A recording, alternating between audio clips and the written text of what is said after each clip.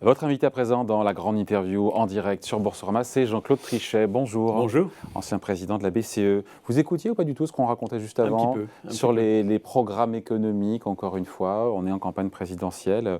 Et je me souviens ce que me disait le gouverneur de la Banque de France, François Villeroy-de-Galhau, à savoir que il y a beaucoup de dettes en France et qu'on n'a pas le luxe de trop augmenter les dépenses ou de baisser les impôts et qu'il faut faire attention, quoi. Il a prononcé un très bon discours, à mon avis, à l'université de Dauphine. Exactement. Dans lequel il y avait beaucoup de messages, y compris le message sur les finances publiques. Je l'ai également reçu sur Public Sénat, il m'a dit la même chose, c'était au même moment. Sur les déficits et sur la nécessité de procéder à beaucoup de réformes structurelles pour continuer, si vous voulez, de remettre à niveau la compétitivité du pays. Mais effectivement, on a un problème monumental de finances publiques qui n'est pas nouveau, qui n'est pas lié essentiellement au Covid, à vrai dire, mais qui est lié à la manière dont la France s'est comportée depuis la crise d'avant, c'est-à-dire les subprimes et Lehman Brothers, jusqu'au Covid. Dans cette période-là, en effet, on a accumulé beaucoup plus d'endettement supplémentaire que la quasi-totalité des pays européens. Donc on s'est signalé, on n'en est pas conscient. Le problème français, c'est que l'opinion ne sait pas tout ça. Elle ne sait pas qu'en effet, on a une préférence pour la dépense publique, une préférence pour le déficit, qui nous place dans une situation, qui nous a placés dans une situation anormale avant Covid. Alors s'il y a eu le Covid, alors le Covid a augmenté les dépenses. Et le quoi qu'il en coûte. D'ailleurs, cette expression quoi qu'il en coûte n'existe pas ailleurs dans le monde. Il n'y a qu'en France où on l'a théorisée politiquement. Oui, ça veut dire en France quand même, on fera ce qui est nécessaire. Alors le quoi qu'il en coûte a été surinterprété malheureusement par une opinion qui est extraordinairement dépensière. Et de ce point de vue-là, en effet, ce n'était pas un bon message, disons, parce qu'il a été surinterprété. Au total, quand je regarde ce qu'ont fait les uns et les autres, on va voir quand on aura tous les chiffres, mais je ne crois pas qu'il y ait une énorme différence en ce qui concerne les dépenses supplémentaires ou les déficits supplémentaires associés exclusivement au Covid. La plupart des pays ont fait, et les Américains encore beaucoup plus d'ailleurs que les Européens, donc on a tous fait beaucoup de choses. Mais au total, c'est entre les crises, en période normale, que la France se comporte de manière franchement anormale par rapport aux autres pays avancés. Et donc, en effet, c'est un problème majeur pour nous dans une perspective de moyen-long terme, qui est la perspective politique que nous avons maintenant. Toujours est-il que là, dans cette campagne, pour l'instant, on entend beaucoup de dépenses en plus, beaucoup de baisses d'impôts, et c'est vrai que l'équation budgétaire, c'est comme si finalement, elle n'était pas mise sous le boisseau ou on en faisait litière.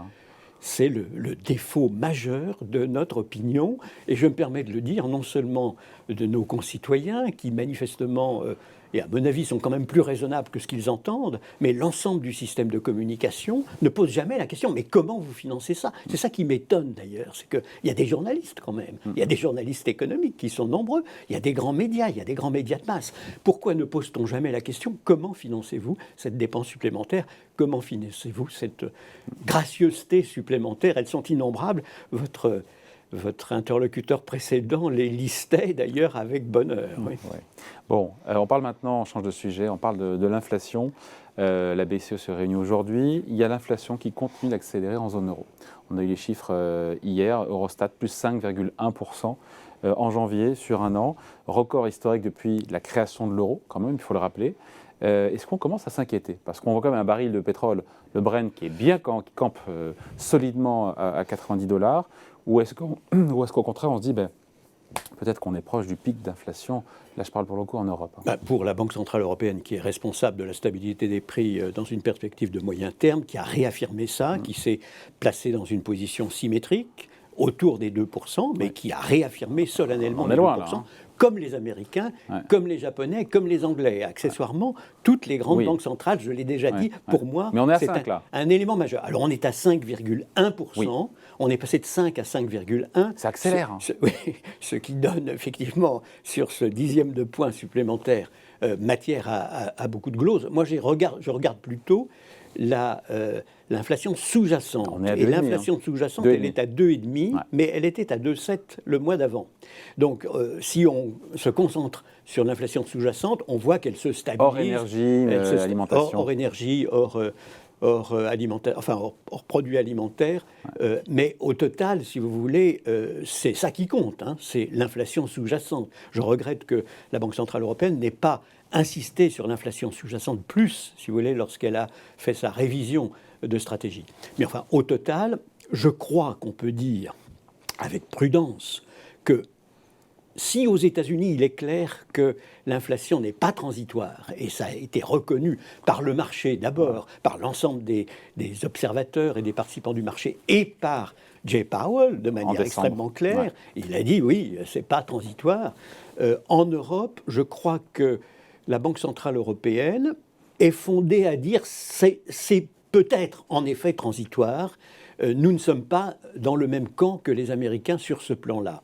Alors, pourquoi est-ce que je dis ça ? Parce que je constate une certaine convergence entre les économistes de la Banque Centrale Européenne, qui prévoient 1,8% et 1,8% dans les 2 années après celle-ci. Celle-ci, effectivement, il y a une bosse. On a du mal à le croire quand même, que dans un an, on sera sous 2%, en venant de 5,1. C'est ce que disent non seulement les économistes de la Banque Centrale Européenne, mais aussi les prévisionnistes professionnels, qui disent exactement la même chose. Et qui d'ailleurs disent... Qui ne sont pas de concert, chacun fait ses prévisions de son côté. Donc bien sûr, ils ne sont pas de concert. Et ils reflètent assez bien, je crois, qu'on peut le dire, l'ensemble des économistes privés en ce moment. Alors, bien entendu, moi j'insisterai énormément sur le caractère, encore une fois, extrêmement incertain de l'avenir.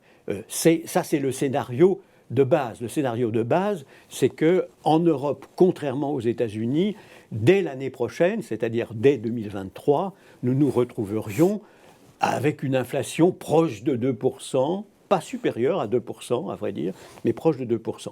Donc en Europe, c'est transitoire. L'inflation pour vous européenne est transitoire. Je le prends comme un scénario probable au moment où nous parlons, compte tenu de tout ce que nous savons. Et quand je dis nous, je veux dire aussi bien les économistes publics que les économistes privés. Et non seulement d'ailleurs les Européens, mais aussi le reste du monde. Alors, nous sommes dans une phase d'incertitude monumentale. On est à un point d'inflexion sur le plan mondial, sur le plan américain, et bien entendu sur le plan de l'ensemble des pays avancés. Et donc, je crois qu'il faut rester extraordinairement alerte dans ces conditions. Et je m'attends à ce que la Banque Centrale Européenne continue de dire, avec peut-être encore plus de force, vous pouvez avoir confiance. J'ai un objectif qui est de stabiliser les anticipations d'inflation à 2%, autour de 2%, dans une perspective de moyen terme. Bien entendu, nous prendrons les décisions nécessaires pour consolider ce qui est actuellement, disons en gros, le consensus des prévisionnistes. À mon avis, il faut dire ça, ne serait-ce que pour que l'ensemble des concitoyens européens, nos concitoyens français, qui sont très très attachés à ce que la stabilité des prix demeure, au moins autant que les Allemands, on dit toujours les Allemands, non, quand vous interrogez les Français, ils sont incroyablement attachés à la stabilité des prix, et donc il est très important de crédibiliser le fait que la stabilité des prix sera bien assurée. Et après tout, c'est bien la Banque Centrale Européenne qui en est responsable. C'est une responsabilité que lui donne le traité. Après, il y a des tensions géopolitiques à la frontière ukrainienne. Tout ça fait pression sur le prix du gaz. Il y a le problème avec le pétrole. Et tout ça ne fait pas l'affaire de la BCE, encore une fois. Non, le problème, ce n'est pas, encore une fois, l'inflation apparente, immédiate, c'est l'inflation sous-jacente. Il faut éviter, à tout prix, dans la perspective, me semble-t-il, de l'ensemble des banques centrales, d'ailleurs, les phénomènes de second tour, comme on dit. Aux États-Unis, il y a actuellement, me semble-t-il, des phénomènes de second tour. En sous-jacent, aux États-Unis, ils sont à plus de 5%. Sur les traitements, en sous-jacent... Ils sont à 5 et quelques. Ils sont à 5,5, oui.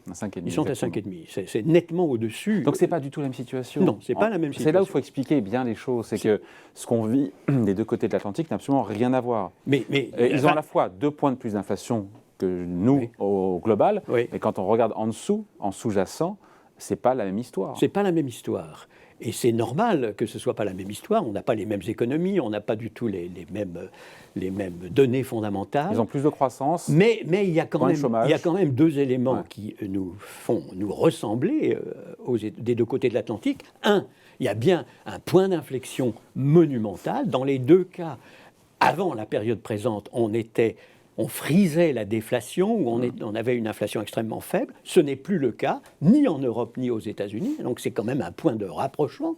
Et puis, deuxièmement, on a le même objectif de stabilité des prix à moyen terme, 2%, des 2 côtés de l'Atlantique. Même si on s'est donné certaines flexibilités, mais c'est quand même 2%. Et les 2% ont été confirmés. Donc, nous ne sommes pas dans deux univers différents. Nous sommes dans deux univers où nous n'avons pas la même situation instantanée, nous avons le même objectif à moyen long terme et nous avons, me semble-t-il, le même changement de ton monumental en ce qui concerne l'inflation.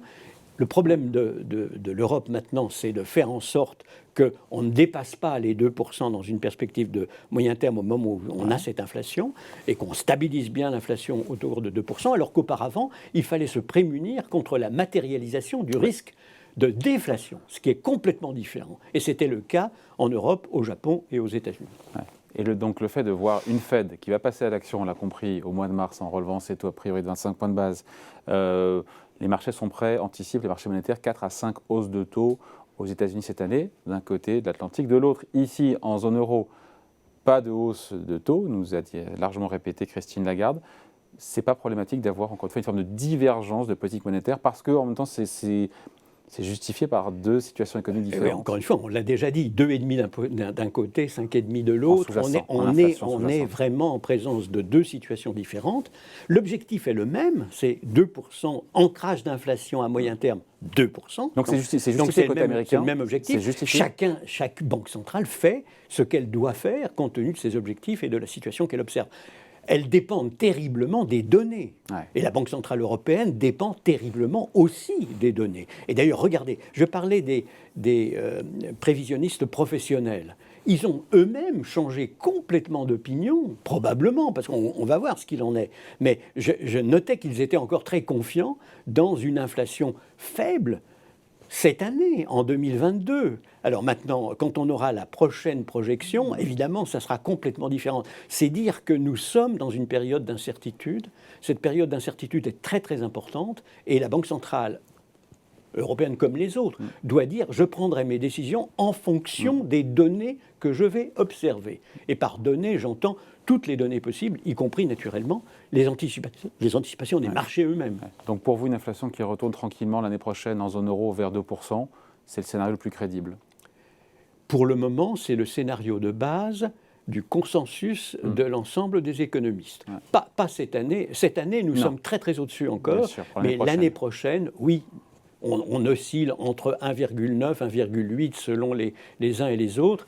Il n'y a pas de différence majeure, me semble-t-il, du côté du secteur privé. Parce qu'on ne prévoit pas, pour des raisons d'ailleurs très complexes, d'effets de second tour importants en Europe, sur les salaires, alors qu'ils sont déjà observés aux États-Unis, semble-t-il.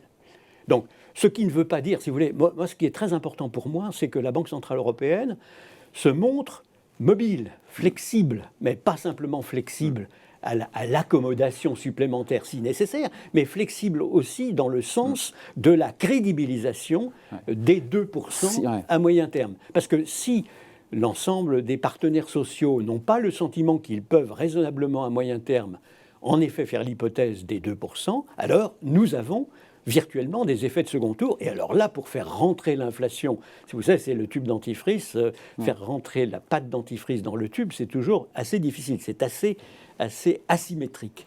Mais on n'en est pas là pour le moment. Longtemps, mais il est important de crédibiliser, encore une fois, une Banque centrale européenne, je dirais, attentive. Ouais. Pendant longtemps, on avait peur du retour de l'inflation entre les années 2000 et 2020. On a toujours eu quoi? En moyenne, entre 2000 et 2020, 1% d'inflation en zone euro, 1,5%, je dirais. Plus. Jusqu'à... Oui. Quand je suis parti, moi-même, fin 2011, après, en fait. On était à 2%. Ouais. Après, on a descendu. Donc, on était exactement en ligne avec notre objectif de moyen terme. Et c'était un argument très fort. D'ailleurs, ça reste un argument très fort vis-à-vis de nos concitoyens, de leur dire, on nous avait demandé de donner la stabilité des prix. On a donné la stabilité des prix. Alors, ensuite, tous les pays avancés se sont retrouvés dans une perspective très différente après la crise précédente.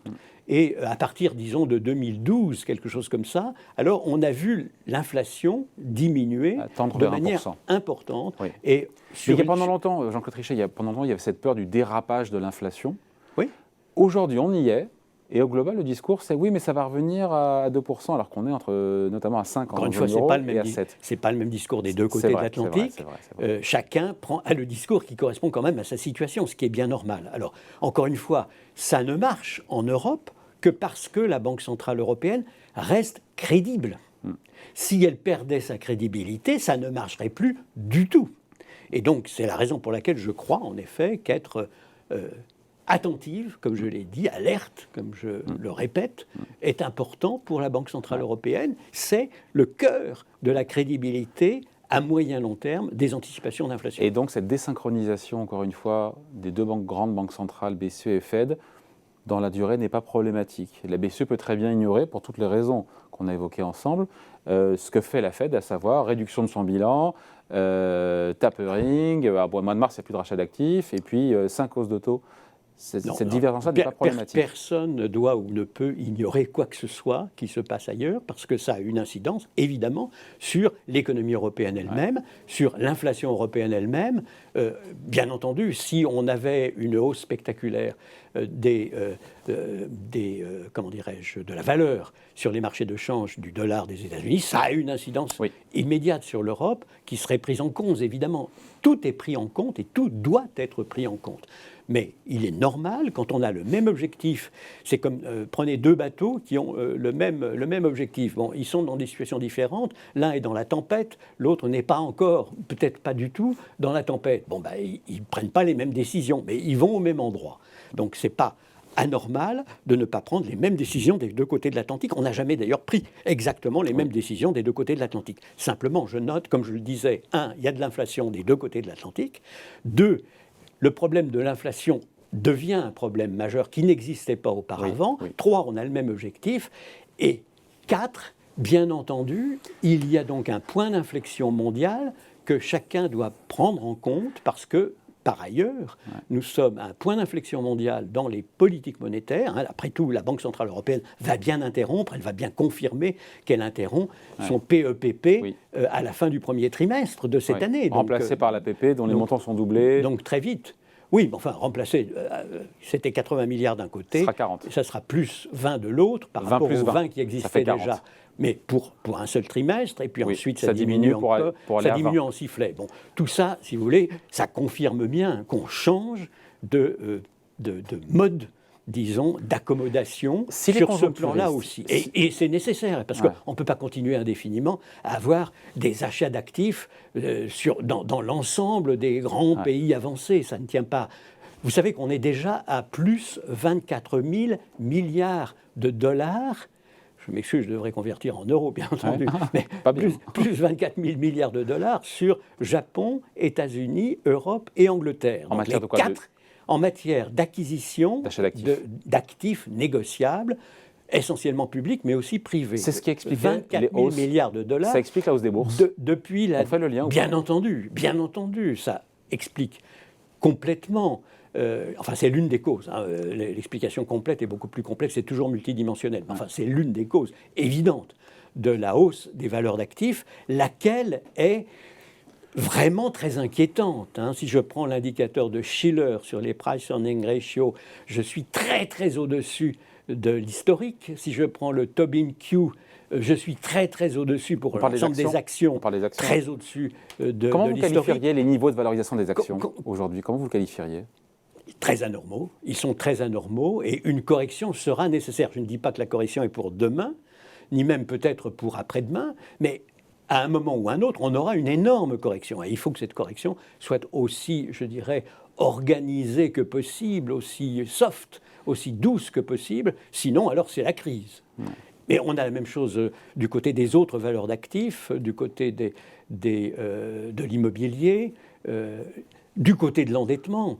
Selon le FMI, l'endettement mondial a cru de manière colossale au cours de ces dernières années, depuis, disons, la dernière crise, depuis 2007. Oui, mais suite à la crise pandémique, il n'y avait pas de choix. Il fallait bien payer le chômage partiel, aider les entreprises. Ce n'est pas uniquement la crise pandémique qui est en cause, c'est l'augmentation pendant toute la période entre les deux crises. Nous sommes un exemple un peu caricatural de cette augmentation de l'endettement. Mais tous les pays avancés, quand même, ont continué d'avoir de l'endettement supplémentaire dans cette période. Et c'est énorme, si vous voulez. On se retrouve actuellement avec probablement quelque chose comme plus 61% d'endettement public et privé en proportion du produit intérieur brut mondial. Donc c'est énorme, énorme. Ce qui veut dire que les taux d'intérêt ne peuvent jamais remonter vraiment, au risque sinon Non, pas du tout. Moi, je ne dirais pas ça. Encore une fois, les politiques... La sensibilité des économies à l'endettement a augmenté. Les politiques monétaires sont faites en fonction des objectifs qu'ont assignés aux politiques monétaires les démocraties politiques dans lesquelles elles se trouvent. Alors, c'est pas formalisé de la même manière. En Europe, c'est un traité. Aux États-Unis, c'est une loi.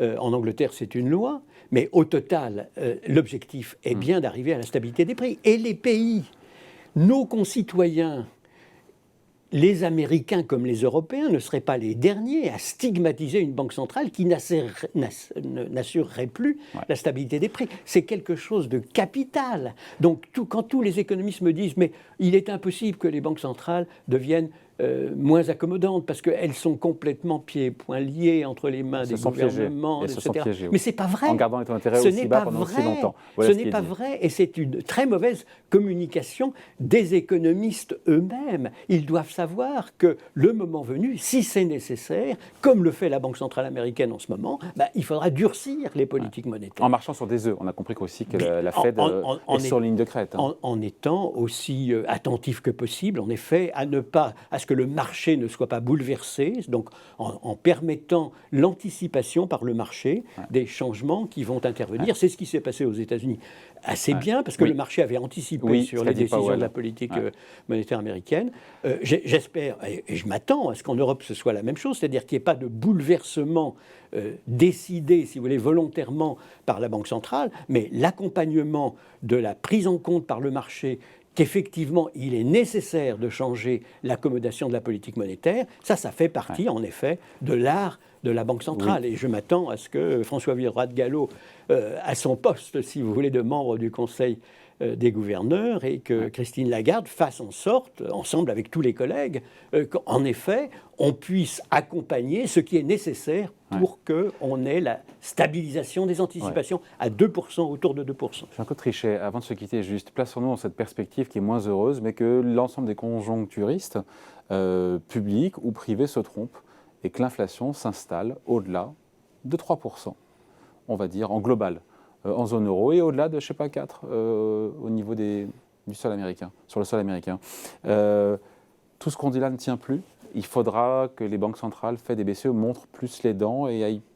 Je viens de dire exactement la même chose. Je viens de vous dire, la flexibilité, elle doit jouer dans tous les sens. Oui, je pense à ce sens-là. Et si, effectivement, il y a changement réel, alors ça suppose, si vous voulez, que non seulement on ait des données nouvelles, mais qu'en effet, les anticipations basées sur ces données nouvelles changent, aussi bien les anticipations de la Banque centrale européenne que celles du marché. Il n'y a pas de raison d'ailleurs que les anticipations soient si différentes que ça. On baigne dans le même univers, si vous voulez, de données, de transparence.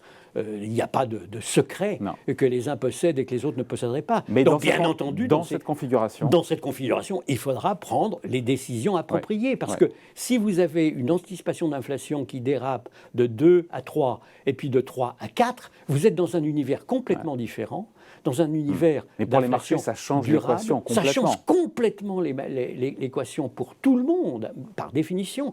Pour les partenaires sociaux, qui doivent alors anticiper sur des hausses de traitement et de salaire beaucoup plus importantes que celles qui étaient acceptées parce que légitimes dans le passé. Accessoirement, d'ailleurs, l'un des problèmes que nous avons aux États-Unis surtout, et en Europe dans certains pays, c'est que les traitements et salaires qui étaient anormalement plats, en tout cas en ce qui concerne les coûts unitaires de production, crée maintenant un problème politique majeur, et que, en effet, dans les pays à plein emploi, je mets la France à part. La France n'est pas au plein emploi. Elle ne peut pas se payer le luxe de perdre de la compétitivité coût dans la situation où elle est. Donc le message pour les Néerlandais, pour les Allemands, qui consiste à dire augmenter les salaires, parce qu'en augmentant les salaires, vous allez rendre service à l'ensemble de votre économie nationale. Vous allez avoir en effet une inflation nationale plus élevée, mais ceci va être bon dans le contexte européen parce que les autres pays pourront rattraper leur retard de compétitivité. Vous voyez, nous avons des messages, j'ai un message très différent pour les pays à plein emploi et surcompétitifs, et pour les pays comme malheureusement notre pays et l'Italie qui sont dans une situation différente et auquel on ne peut pas donner cette recommandation. La recommandation, c'est arriver au plein emploi, renforcer votre compétitivité. Bon, voilà, merci en tout cas. Merci d'avoir été avec nous, Jean-Claude Trichet. Merci. Ancien président de la Banque Centrale Européenne, invité de la grande interview en direct sur Boursorama. Merci beaucoup. Merci.